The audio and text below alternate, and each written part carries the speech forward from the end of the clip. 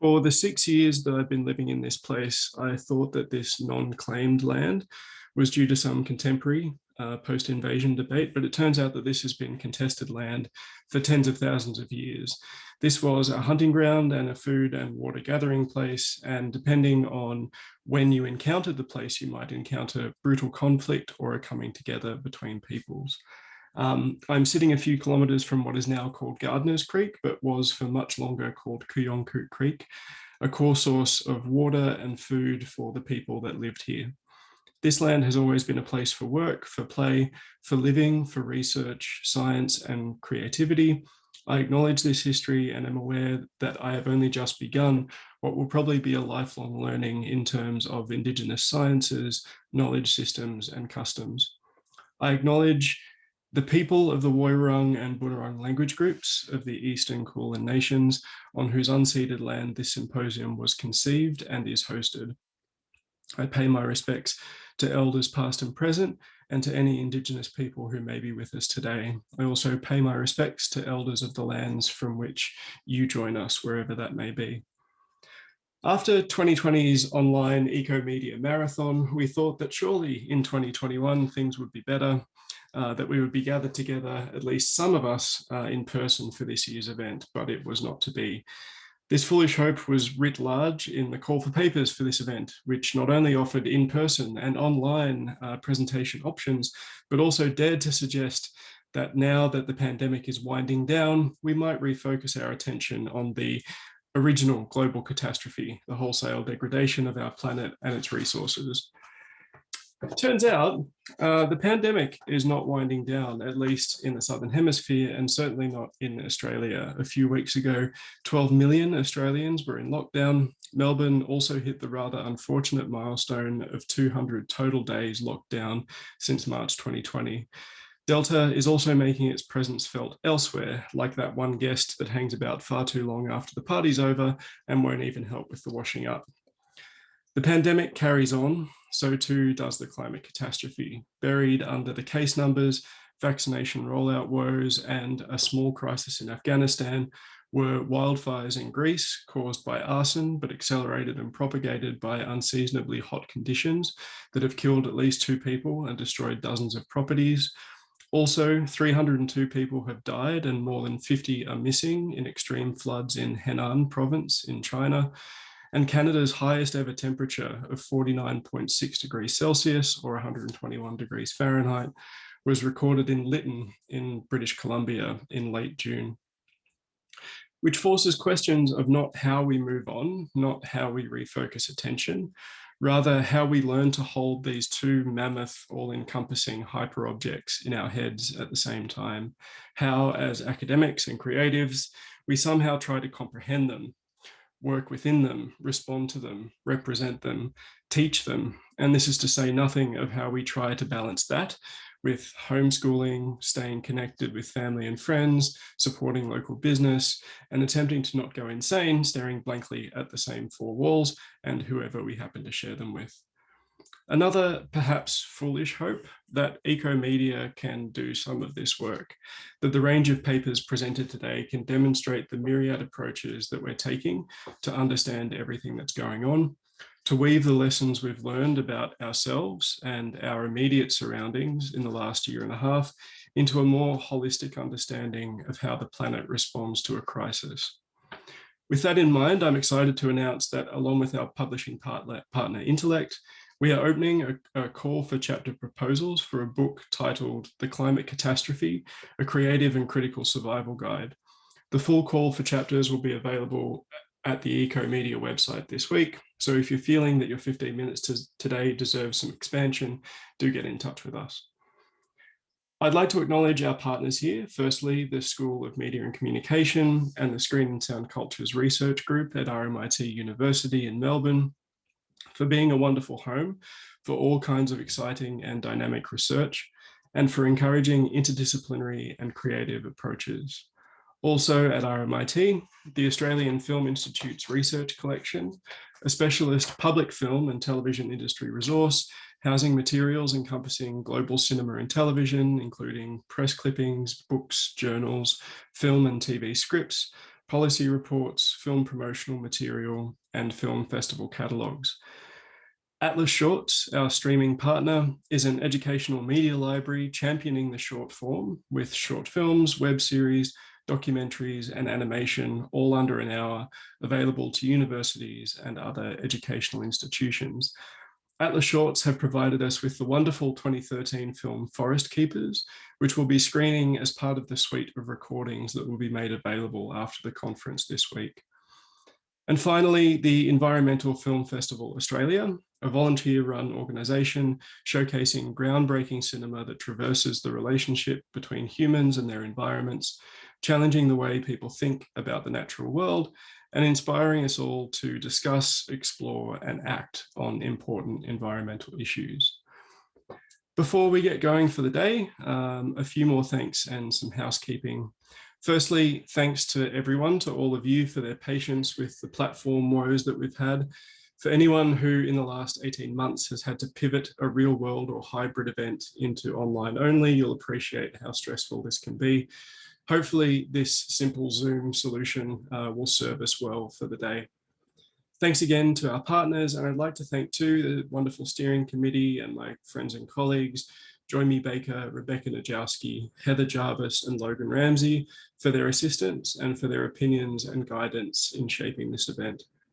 To Ashley Pippin and David Beasley from RMIT for their help in speculatively planning on-campus events that sadly didn't materialize. And even though we didn't end up going with the platforms, I did want to extend thanks to Rebecca Roberts at Hopin and Molly Dotson at Philo, plus their support teams, which were genuinely super swift and helpful, even when it became clear that things weren't going to work out for this particular event. In terms of how the day will run, this main room where we are now will house the keynote and will be where everyone will come back during and after breaks. The parallel sessions, as originally scheduled, will, fingers crossed, hopefully run in 3 breakout rooms. You'll be able to join these yourselves and move about during the sessions. The default breakout room names 1, 2, and 3 correspond to the same numbers on the schedule. Basic Zoom etiquette applies for the whole day. If you're not speaking, please mute your microphone and mute your camera too during presentations to ensure bandwidth for the speaker. In the sessions, chair people are in charge. Please respect their rule, particularly when it comes to the 15-minute limit and moderating Q&A. Q&A will be restricted to 15 minutes too, as the next crew for the next session will be rolling in.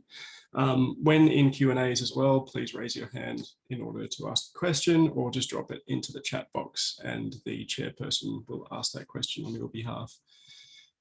During presentations, while your cameras are muted, I cannot recommend highly enough that you stand up, stretch, wander about while watching or listening.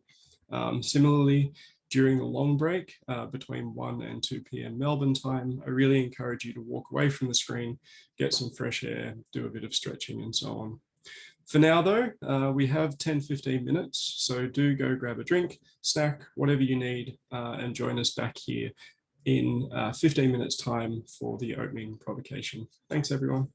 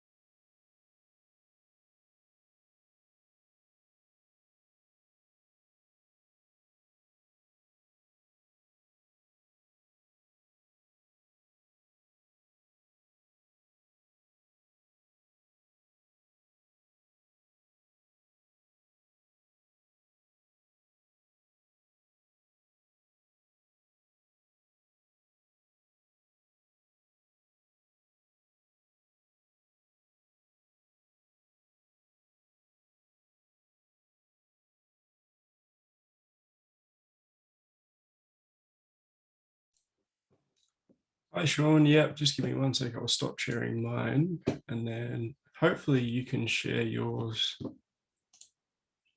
Put me on. We can't hear you.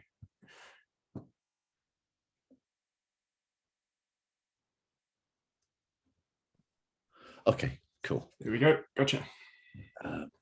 Just do a quick attempt. I better get this back to the beginning of the slides. Just Yeah. ran through them to see if they were all there. I do have them here if you need me to. Yeah, all being well, this should run.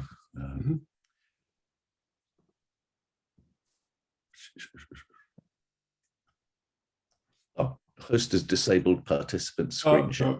Stand by.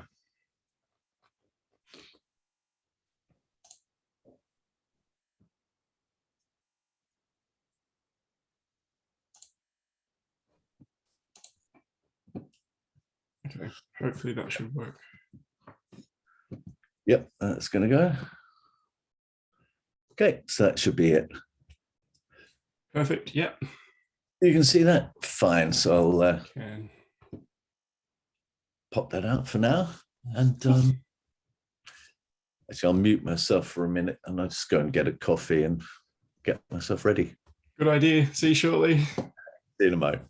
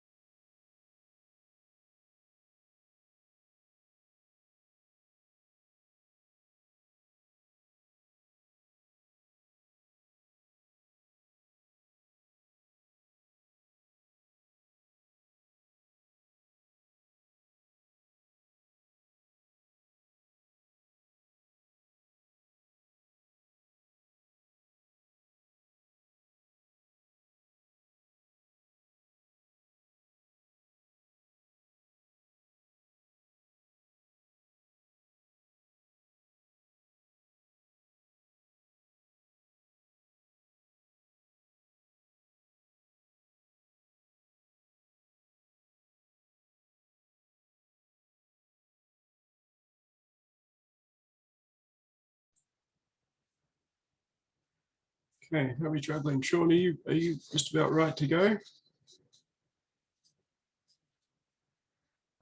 As ready as I'm going to be. Okay. All right, everyone, welcome back. Thank you to those that have joined us in the last little moment. I'm delighted to introduce Professor Sean Cubitt.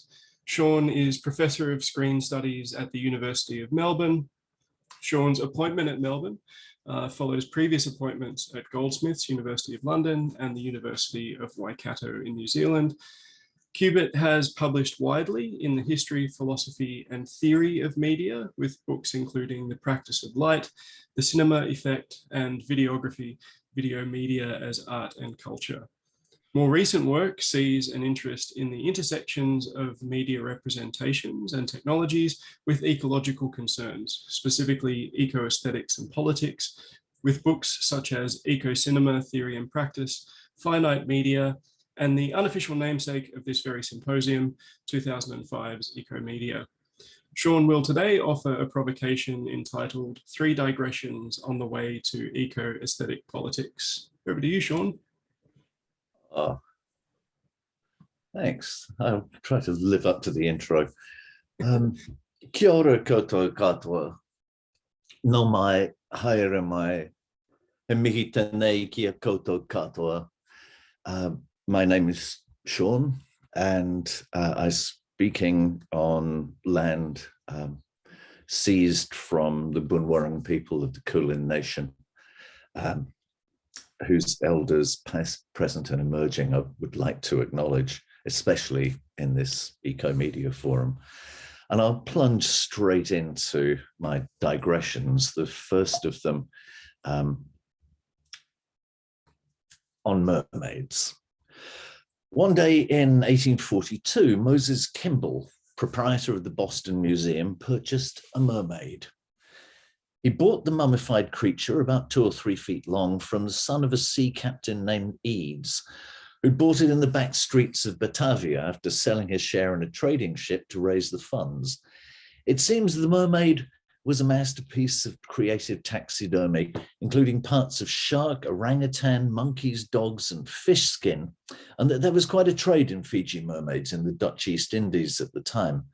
Eads showed it around London to moderate success, and his son had a go at showing it at his lodgings, but lost interest and offered it to Kimball, who enlisted,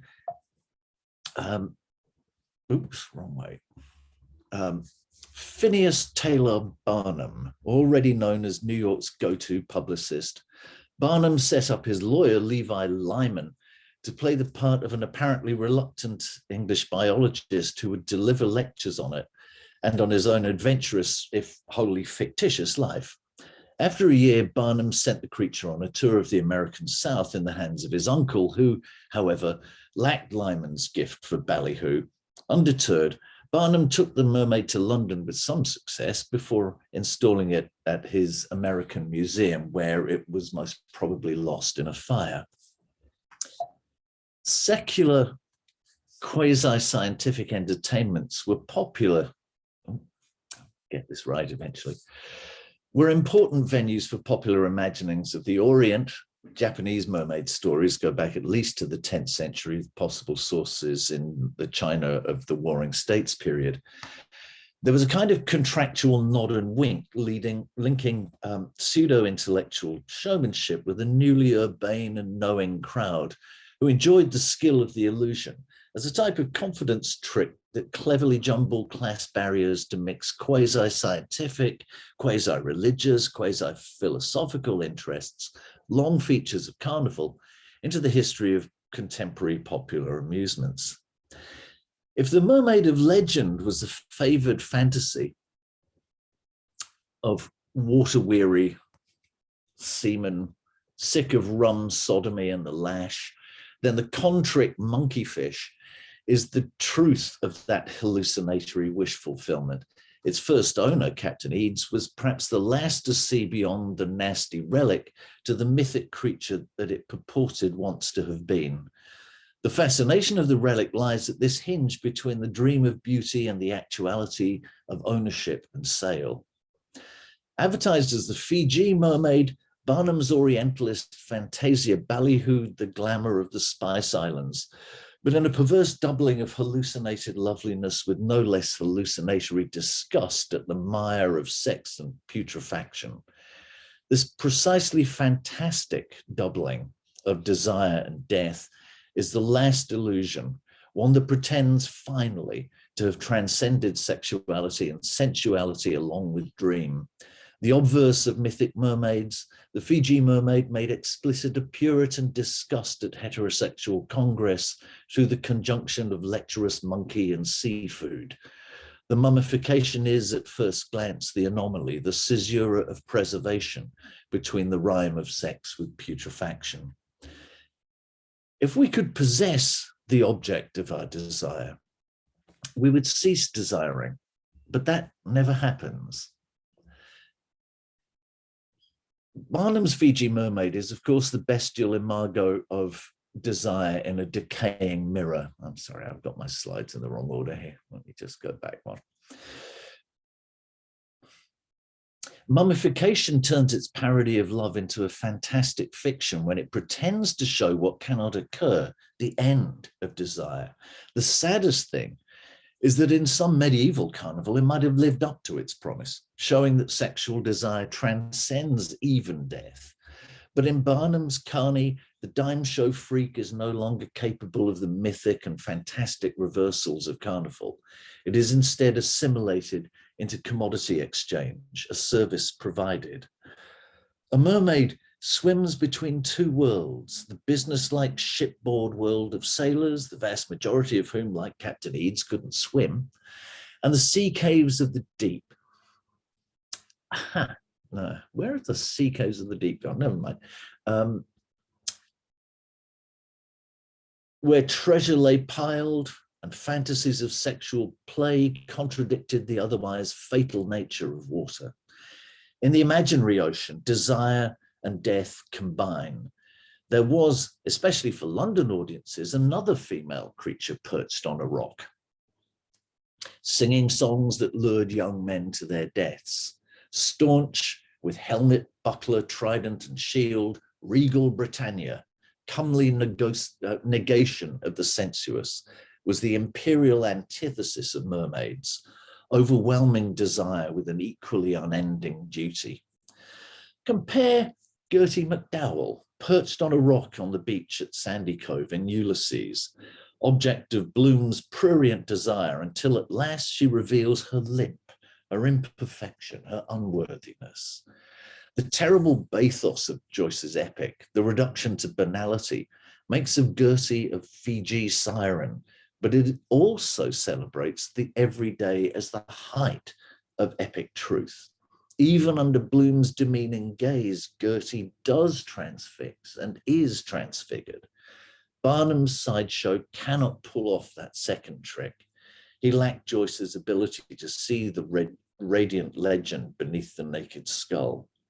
Instead, Barnum's Fiji mermaid secularizes three sacred systems. One, the ancient belief in water spirits. Two, the millennia-old fantasies of sailors. And three, the seizure of both in Britannia as symbol of imperial power. Animist belief in local spirits recognized in desire what we would now call affect, where rivers and seas longed for the bodies of sailors as much as sailors yearned for fantastic carnal bliss. Sailors' mermaids emerged from the repressive discipline of ships, a desire perverted towards possession in a fantasy that also dreamed of being possessed. The second desire was exclusively human. Britannia, the third, was always a sublimation of desire, power as austerity, alone on an anonymous and depopulated shore. But even this sublimated mermaid hauled itself out of the economic calculus that funded and founded it, a desire converted into bond among men socialized by the secret pledge of duty that they kept private in each doughty heart. That imperial honor that appears at the end of Kipling's Kim is a flag folded and hidden, and it reassembled the ecological flow of desire through humans, nature, and technologies like ships, the doubled fantasy of love, death, and a commons bound by shared desire, albeit in service to a colonial fantasy of omnipotence. Fantasy mermaids mediated the incompossible worlds of sea and ship. Fiji mermaids mediated the East to Westerners, stemming at origin from a founding alienation experienced as the oscillation between desire and disgust. The equally profound alienations of the commodity form, in which navigation, orient, and desire met their cynical equation, derives from its failure to transcend the condition it articulates as a sales pitch. Stripped down to a cash transaction, the sexual act is no more than a pretense that purchase can bring desire to an end. But the only end of desire, which by definition is perpetual, is death. And that is what the Fiji mermaid pictured. As carnivalesque parody of Britannia and squalid reveal of prostitution, Barnum's Mermaid was an act of resistance. But its cynical conjuncture of contrick with the knowing spectatorship of knowing dupes simultaneously denied the utopian possibilities of desire in a new economy where common knowledge could become private property. It should have stopped once it had denounced romantic individualism and imperial honor, the perverse offspring of repression and sublimation. Instead, Barnum's commodification of desire annihilates one by one desire's transcendence of repression, its capacity to form a commons, its ability to transcend death, and the play of desire through bodies that are always wholly immersed in planetary ecologies. The greatest sacrilege of the Fiji mermaid is that it reduces affect, the world's desire, to a grotesque mummy that ultimately only expresses a regime based on individual psychological and legal possession. So we'll get to my second digression on angels. Angels appear. That is their duty and their glory. Their appearance is here in the human world, but their being as creatures of other worlds is not exclusively in the same place as they're appearing. The angel is a creature of the threshold. There have always been gods of doorways and gateways, angels of the door for whom every door is potentially the corridor between orders of being. For St. Thomas Aquinas, the angelic doctor of the 13th century, the perfection of the universe required that there should be intellectual creatures, incorporeal creatures. The obvious secular response is that the incommensurable worlds of goods, services, labor, and consumption appear without the action of any corporeal power, nominally through the medium of money, the universal commodity, but effectively today as information, now that notes and coins are residual physical markers of actual electronic wealth, which itself is not the zeros and ones that compose it or the quantum events of the electronic infrastructure, but a purely intellectual agency without human, technological, or ecological ground. In a Talmudic variant, according to Walter Benjamin, there are angels who are at each moment created anew in countless throngs and who, once they have raised their voices before God, cease and pass into nothingness. Like money, these angels have neither past nor future, and like money and quantum particles, the ground of reality evaporates as anything other than witness to their momentary appearance. Argelos, angels, are messengers. Transcribing Aquinas into the mathematical theory of communication, I'll need a picture of an angel. Yeah. Transcribing Aquinas into the mathematical theory of communication, angels are signal, intellectual and incorporeal, and as many of them can dance on a silicon chip as God wants. Whatever hinders signal is noise, which is communication theory's name for matter, the matter of the external world or of the communication medium itself interfering with the pure abstraction of signal. If angels are wholly spiritual, they are wholly signal. But if angels are media, their existence is material, which implies that they are noise intersecting our instruments of communication. Angels announce, and when and what they announce matters in all senses of the word. In the theses on the concept of history, Walter Benjamin describes the Angelus Novus being blown backwards out of paradise by the storms of progress. We might say it caught in its wings the blasts of the atom bomb. Indeed, the bomb itself is an angel, a messenger between worlds, between orders of being. Arendt describes humanity's entry into history through the linear stories of heroic deeds, each of which is the eruption of an extraordinary event into the natural cyclical order. The bomb interrupts this linear structure of history with the force of a third order of existence, neither natural nor human. An atomic blast is the energy released when the absolute enters time to make itself manifest, fatally beyond comprehension. The bomb is an angel that exceeds the capabilities of those that it appears to. The angel Asrael that takes souls out of this world, the angel of death. What we call history is the result of this fatal arrival.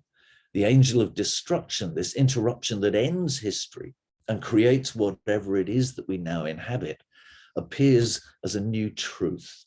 It enforces the non-perceptual actuality of physics on a population who had thought themselves formally and finally divorced from the natural world.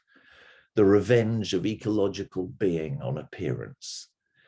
Like every angel, the bomb arrived as a stranger and continues to arrive, even in a time when we have forgotten that it dwells among us, the invisible trigger that turns alienation into annihilation.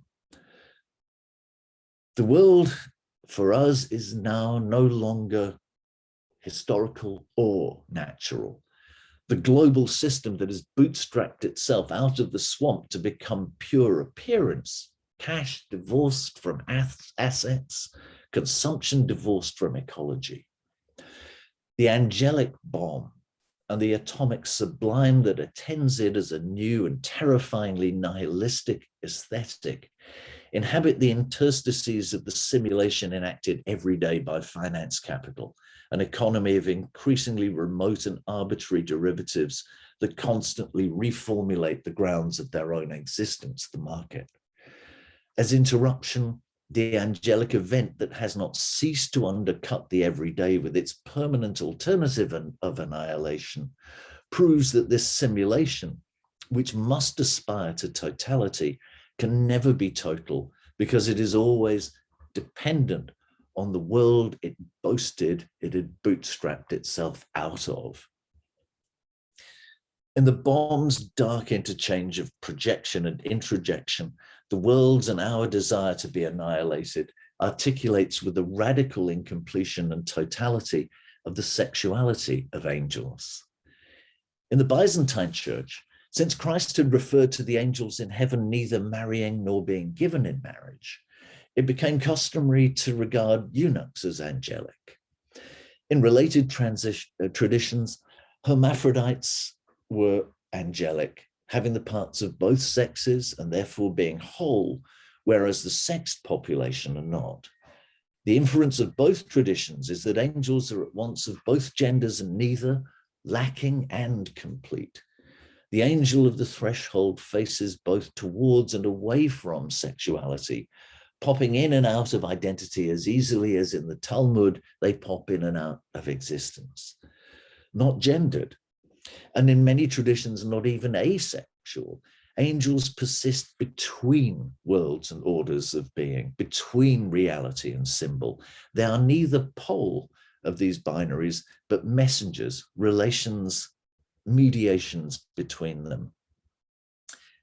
As message, as threshold, as event, The angel is wholly relational. It has no being of its own. It is, to the extent that it is at all, a flowering of unstable and failing presence, perpetually coming into and fading out of being in the gaps between manifestation and witnessing, completing and rejecting the terms of desire, an event that can never wholly appear to a witness who is never entirely reliable.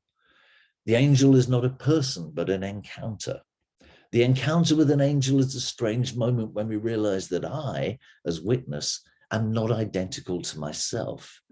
The angelic encounter forces a new relation with the world, but in doing so, blasts open the prison house of identity, engineering a second encounter of the witness with what previously appeared to be a self.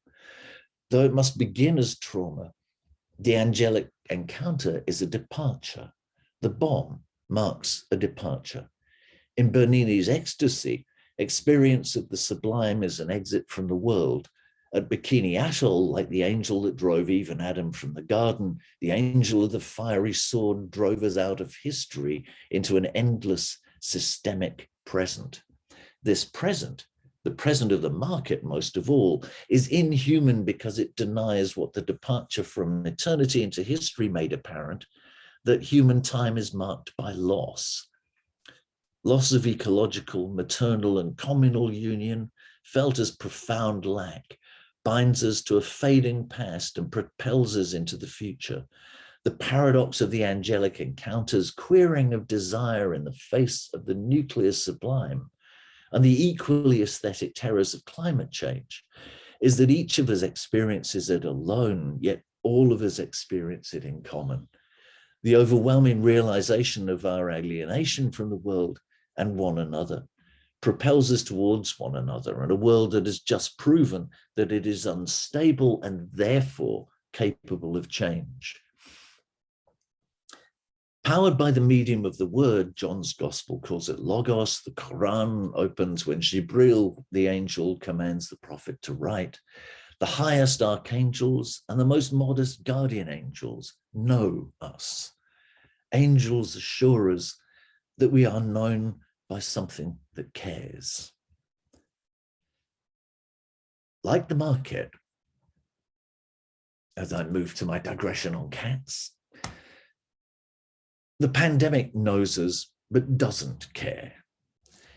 Anna Lily Amirpour's 2015 film, A Girl Walks Home Alone at Night, predates the pandemic by 5 years and shows us how the world might care about humans.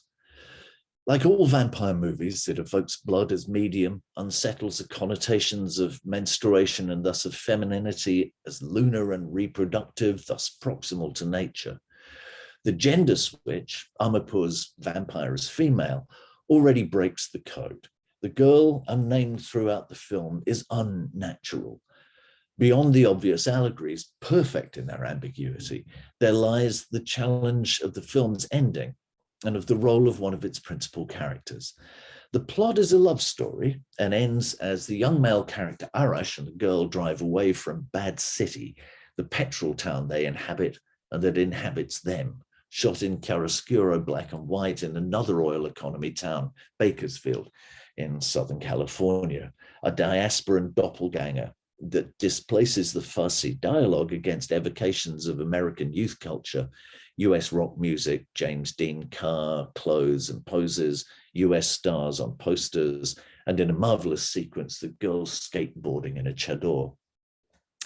After driving for a while, they park up. Arash gets out. He seems to be making some kind of decision. He gets back into the car and drives. The final shot of the film shows tail lights receding. But which way are they going? Escaping the city or returning to it? The love story involves a boy and the girl, but elsewhere the film plays with all the roles. With flamboyant makeup, Arash, dressed as Dracula, dances with the girl at a costume party. Earlier, she's been treated to a would-be erotic dance by a pimp who she bites and kills. In another unexplained insert sequence, a trans character we've been introduced to briefly as a streetwalker controlled by the now dead pimp dances alone on a rooftop with a helium balloon for a partner. This mirror of the pimp's attempted, assertive, almost bullying seduction routine is more joyous, celebratory, and asexual as the core love story also appears to be. The play of roles, genders, sexes, and asexualities elevates the movie from realist narrative towards some kind of symbolism, but of what? Perhaps the question might be better asked of the rooftop trans dance and of another sequence of the girl dancing alone. Who is watching? In many films, the answer would be the cinema, what Godreau calls le grand monstrateur, the one that shows us the events on screen. But A Girl Walks Home presents an alternative to this self-reflexive analogy of the market's self-sufficient presence. In the opening scene, Arash collects a feral cat from the outskirts of town. The cat accompanies him throughout the story, often caught in close-up, watching events unfold. At moments, it enters into the plot, first being sexed by the pimp who calls it Mr. Cat, later by Arash's junkie father who accuses it of having your mother's eyes, another gender uncertainty. But the cat is a cat, as real as any of the actors. In the sequences in the car, where it perches between Arash and the girl, it seems to follow the alternating lines of dialogue, turning its head towards each speaker, perhaps a trained animal, an actor, but no less a cat than Arash is less human for being a performer.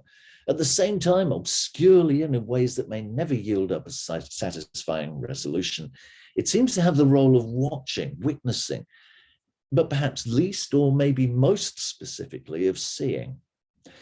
It's a principle of Merleau-Ponty's late phenomenology that in order to see, we make some kind of compact with the world that we must also be seen, inscribed, he says, into the field of the visible. The cat then operates in the film as the world's view of the action, an uncanny gaze beyond the suturing of male desire into the order of continuity editing, even as the turns of its head suggest a classical shot-reverse shot structure that, however, replaces the implicit masculinity of the grand monstrateur with a feline look, dispassionate, almost objective, except that it too is an object of the camera's gaze and therefore not free to be an impartial frame or framer of actions and objects. The grounding ambiguity, the non-identity of the cat, simultaneously a cat, a symbol, observer, actor, function of the film, emblem of the world that sees rooftop dances and automobile romances, impartial, beyond the film, but at risk at least twice in the narrative, undermines any ordinary reading of A Girl Walks Home. Rippling between the anthropomorphisms, Mr. Cat, mother, and animal embodiment, between feral and domesticated, between subject and object of the film's partition of looking, the cat is an unsettling presence of nature or unnature, an absence of either nature, which has been dispelled from the oil town bad city, or reason, or why would it matter if a cat sees anything? The cat that persists throughout the movie is rather precisely nothing, a mote in the eye, a patch of invisibility in the omnivoyant world of cinema. Now, the film was shot and most frequently shown in the age of DCP projection and streaming media digitally. I want to go back to a line in Godard's Le Petit Soldat, which echoes through the history of analog cinema. Photography is truth, says one of his characters. Film is truth 24 times a second. Almost certainly he wanted to say something about the presence of the image, either as witness to what it observes or in the sense of a truth statement, a form of language capable of declaring that some state of affairs is or was indeed the case. But there's another way to read this. 24 times a second, the shutter comes down. Nothing appears on the screen. And what is nothing? Everything that exists is identical to itself. This cup is this cup. It's not that cup, it's not that tree, it's this. It's self-identical. What then is nothing, which by definition does not exist? It is the name of the non-identical, the darkness we plunge into, and during which we are, in the full technical sense of the word, unconscious, is this zero, the integral non-identity of successive frames that their presence as images emerges from.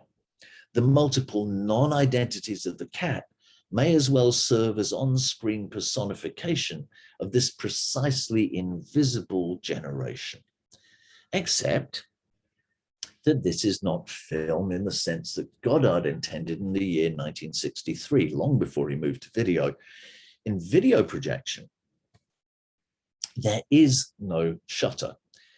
Instead, each frame is scanned from top left to bottom right, the screen illuminating and fading just slowly enough to maintain the optical illusion of a whole image, but swiftly enough to clear away for the next image to emerge. In video, unlike film, after the first exposure, there is never a whole image. But equally, there is never a complete darkness, only this pulse of emerging and fading. This rhythmic infrastructure, which only operates on the condition of being invisible to human eyes, but which cats can see, hence their general lack of interest in screens, tells us something odd about the digital image, equally true of stills. In digital media, there is neither presence nor absence, no zero, no one. We tell ourselves that the truth of video is not pictures, but code, recusing it from being anything more than a statement about statements, withdrawing from the world into aesthetic autonomy. Yet we know this is impossible. We know it depends on code, but that the code is administered by global standards for image transport, running on devices fabricated in a network of physical plants, made of metals and plastics, transported, refined, and managed, derived from mineral resources. And we recognize the activities involved: actors, locations, lights, microphones, production crew, machines, and cats. We often note the ontological uncertainty of digital video based on how malleable it is. I like to think of this as a state between being and representing, the subjunctive mood of could or should or might.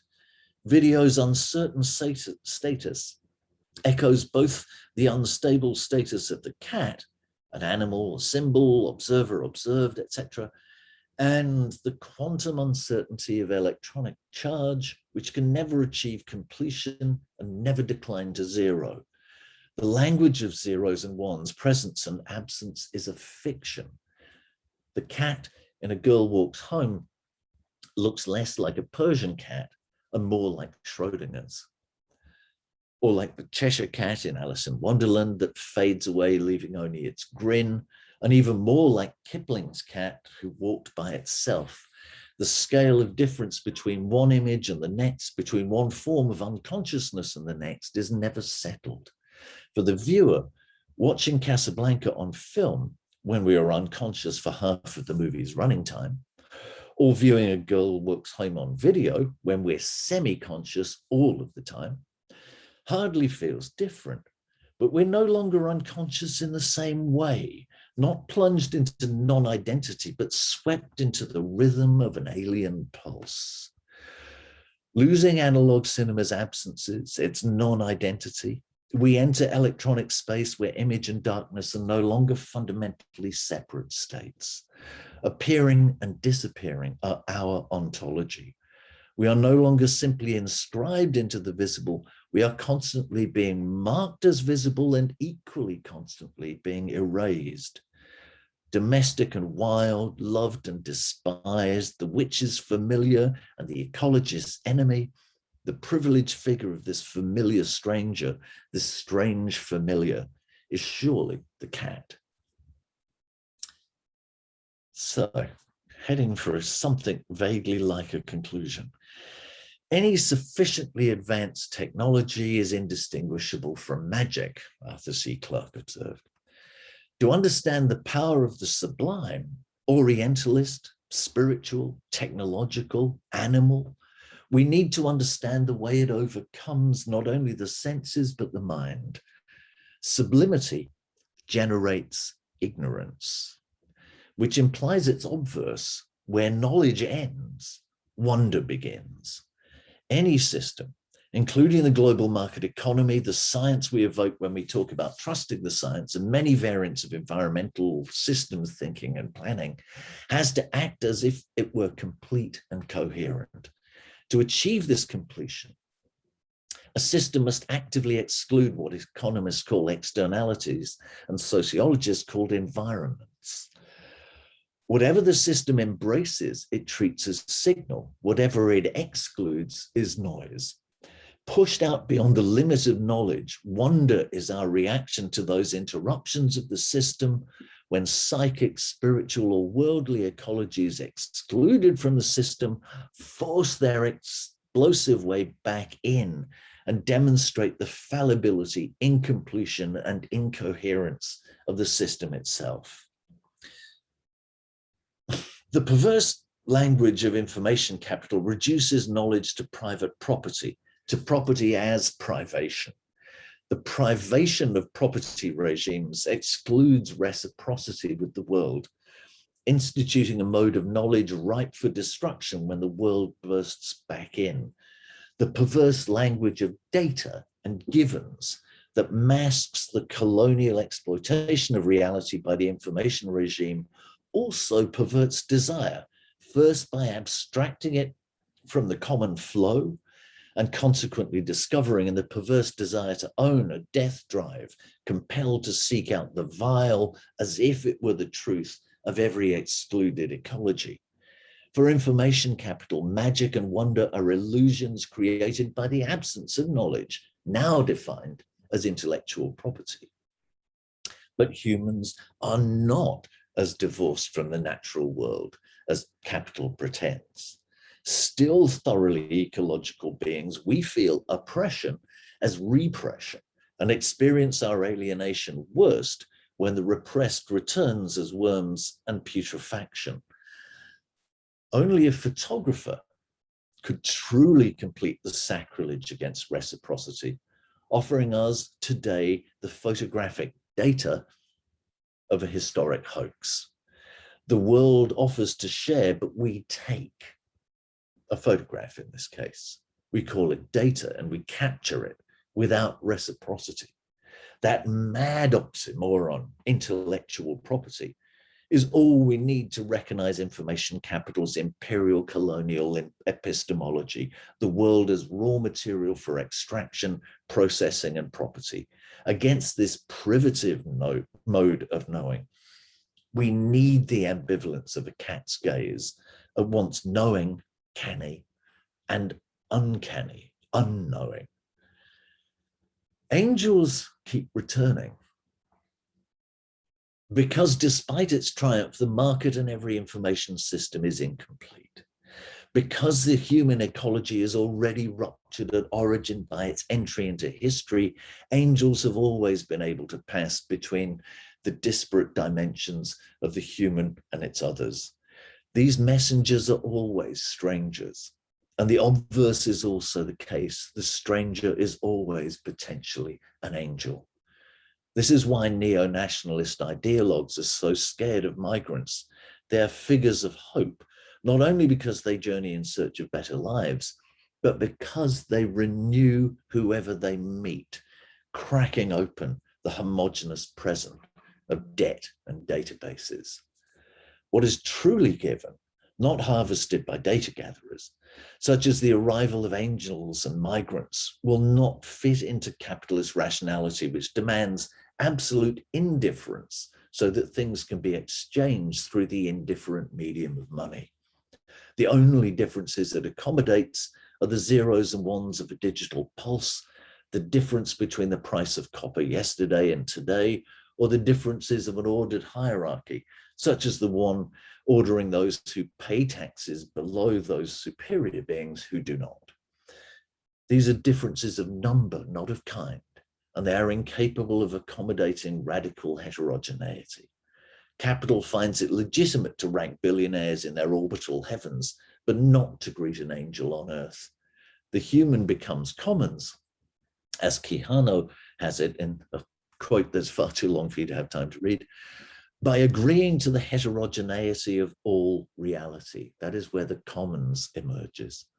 Kipling's cat that walked by itself, both domestic and feral, welcomed in and chased away, dependent and independent, is such a creature that knowingly gives itself to be captured, but still evades possession.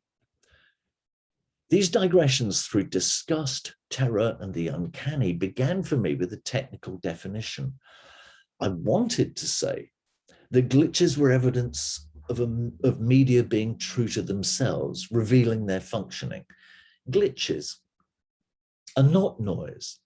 They are symptoms of noise, where noise is whatever a system elects to exclude. In this sense, a glitch is not even a symptom, but the evidence of a system assimilating a symptom into its functioning, which is why we can still hear a melody on a damaged file. Glitches are like the patina on old paintings, evidence of authenticity. In the end, they only add value to the systems that I once hoped they might disrupt. I've learned, working on this paper, that the more radical the interruption, as in the cases of the Fiji mermaid, the atomic bomb, and the uncanny cat, the less any system, psychological, domestic, economic, technical, scientific, or ecological, can assimilate it unchanged. Any sufficiently repressed reality returns as disgust and terror, or magic and wonder. In the same way that migration challenges the order of the nation state, in the same way that climate politics challenges the ordered assimilation of states into capital, these encounters are not just disturbances. They demand an entire overhaul of our aesthetics and our concept of politics. Aesthetics can no longer be the administration of taste, any more than politics can be reduced to the administration of public affairs. What breaks both open is the encounter, in itself traumatic, but which not only destroys an order or determines a new one, but makes possible. To make possible is the work of the imagination, which is the work of aesthetic politics, eco-critical aesthetic politics. To imagine beyond the terrible arrival, a world filled with, shaped by, and capable of wonder. Tēnā koutou, tēnā koutou, tēnā tātou katoa. The end.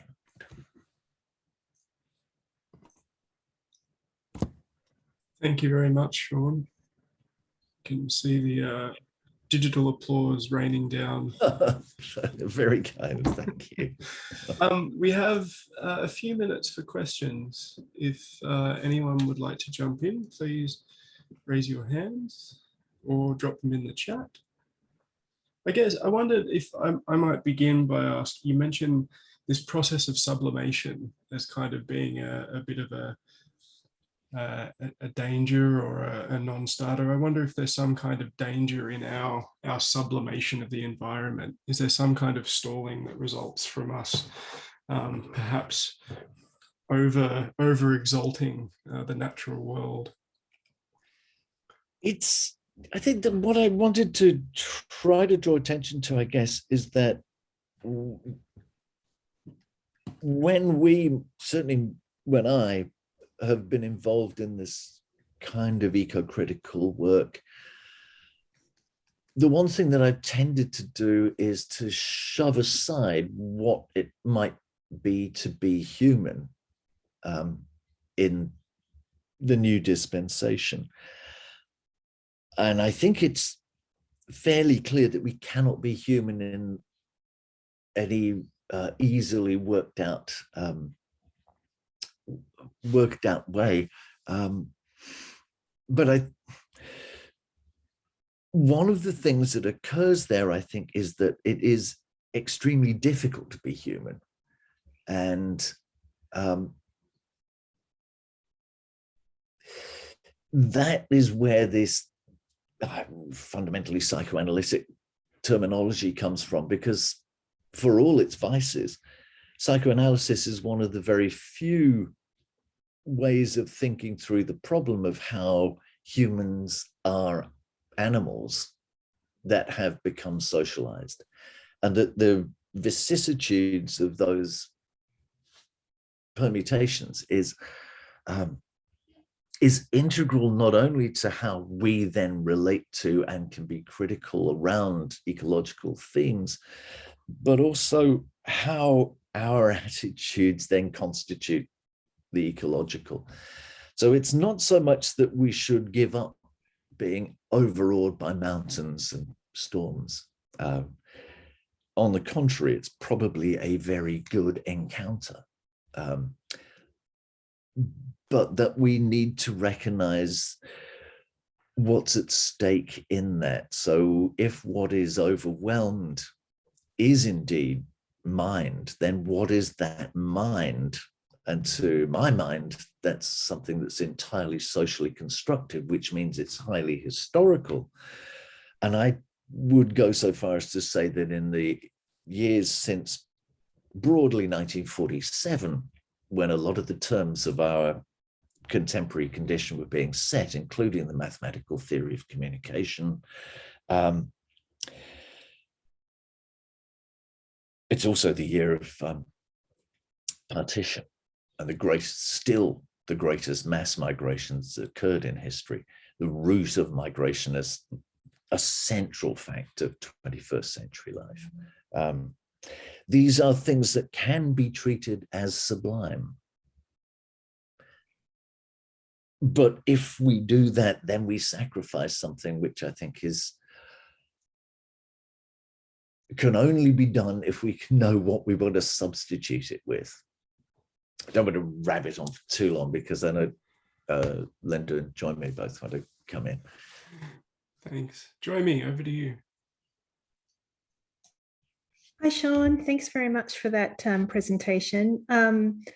I wanted to get your thoughts a bit more unpacking Schrodinger's cat,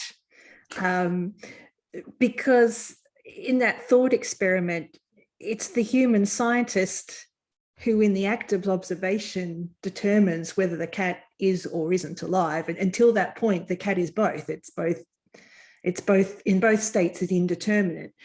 I find that interesting with the cat in A Girl Walks Home Alone. If the cat is the observer as well, it's the non-human eye then, and what potential that has to sort of displace that hierarchy of the human gaze in the act of sort of sense making and in the act of actually bringing into being, I guess.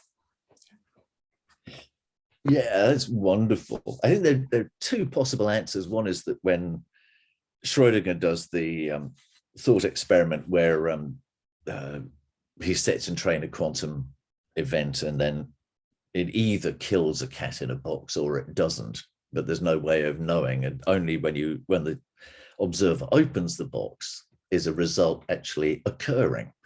So the scientist actually has to either kill or make live the cat in the box. There are two things to say about that. One of them is that act, if you want to take a strongly moral point of view, which I think is worth doing for the thought experiment, the act of opening the box actually kills the scientist. So the act of observing is pitched as one where either the scientist has affected an event or not, in which case they either exist or not.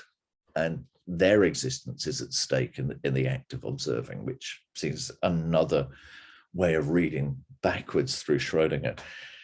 The other would be that this is, after all, just a metaphor, or actually even more like a simile, I think.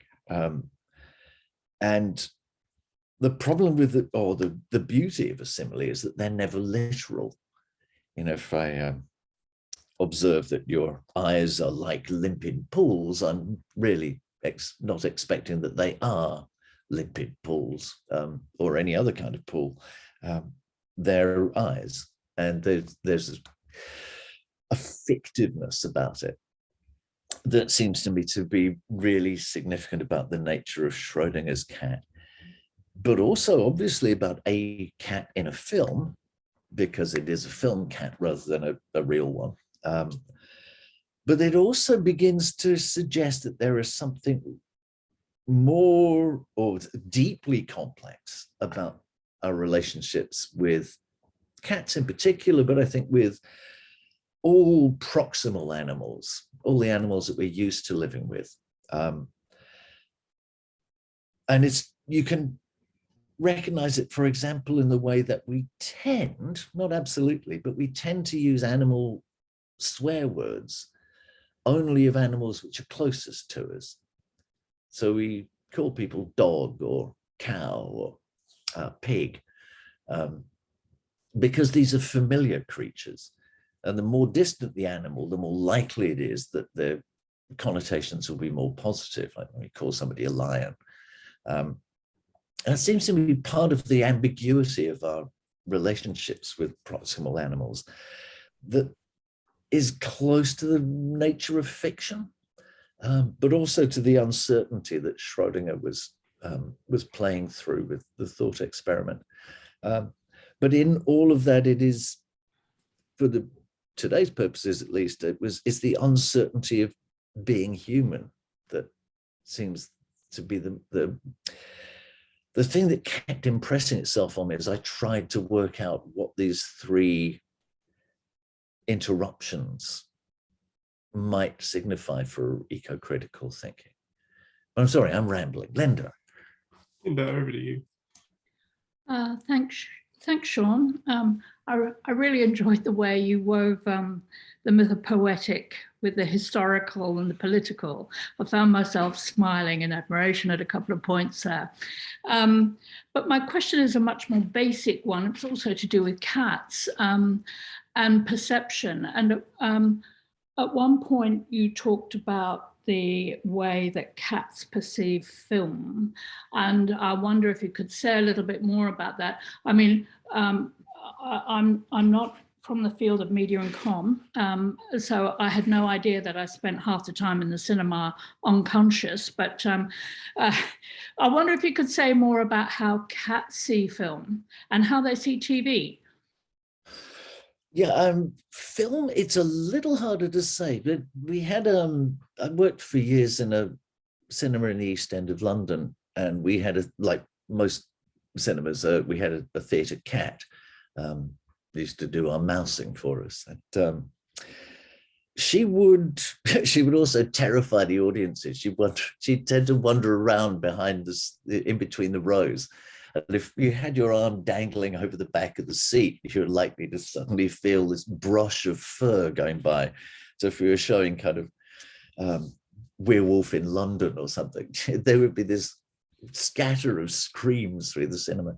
But she did occasionally sit and watch the screen. So it's feasible that they can see at 24, or that maybe she just liked the flicker. But with video, because you've got this constant refresh, if you try to refilm a TV screen, you often get a kind of band of darkness that keeps rolling down it. It's because there's a mismatch. So 25 frame a second is a basic description, but actually you're filling the screen from top to bottom, and then the top line is fading as the bottom line is being illuminated, and then the next starts coming down. And that goes just fast enough to reach the pulse of the optic nerve in the human eye. But other hunting animals, like cats and dogs, have much swifter ocular reflexes than ours. So they don't get that illusion. They just see the black band coming up and down. And the only time I ever saw my dog pay any attention to a TV screen was when there was a picture of a snake. And she disliked snakes passionately. Was the sound on? Because during the Olympics, my cat tried to catch a somersaulting acrobat. Oh, wow. A gymnast, you know, she was like trying to get it. So I haven't read enough on the way cats perceive visually. I mean, I know that there's a different kind of color spectrum and so on, but it's an interesting question. Yeah, it surely is. Thank you. Thanks, Linda. And thank you to everyone for attending Sean's keynote. And thank you to Sean for opening the conference today with such a wonderful talk. Hopefully you can hang around for some of the panels today. Yeah, I hope so. Thanks very much for inviting me, and very much looking forward to the day's proceedings. Cool. So with that in mind, we'll open up a couple of breakout rooms. So room 1 will be for reflections and reclamations, and then room 2 will be for the imaging extinction panel. So fingers crossed, when I hit the magic button, you'll have a choice of a couple of rooms to go to, and just a reminder to chairs as well for the day, if you could make sure that you record each of your sessions and just share them with us later on. So fingers crossed, see you in there.